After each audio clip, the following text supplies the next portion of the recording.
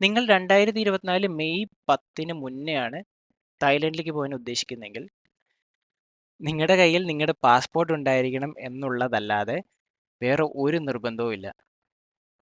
തായ്ലൻഡിലെ tourism promote ചെയ്യാൻ വേണ്ടി 2023 November 10 മുതൽ 2024 മെയ് 10 വരെ തായ്ലൻഡിലേക്ക് പോകുന്നവർ തായ്ലൻഡ് വിസ എടുക്കേണ്ട ആവശ്യമില്ല.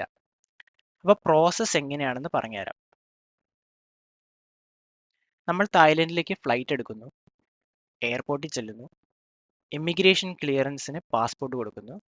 നമ്മൾ ഇന്ത്യയിൽ നിന്ന് പുറപ്പെട്ടു എന്ന് പറഞ്ഞിട്ട് അവർ നമ്മുടെ പാസ്പോർട്ടിൽ ഒരു സീൽ വെക്കും, ഒരു ഫോട്ടോയും എടുക്കും.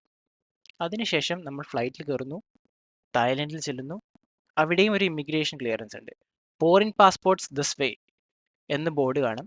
ആ ബോർഡ് നോക്കി പോയാൽ നേരെ ഇമിഗ്രേഷനിലെത്താം. അവിടെ അവർ നമ്മുടെ പാസ്പോർട്ടിൽ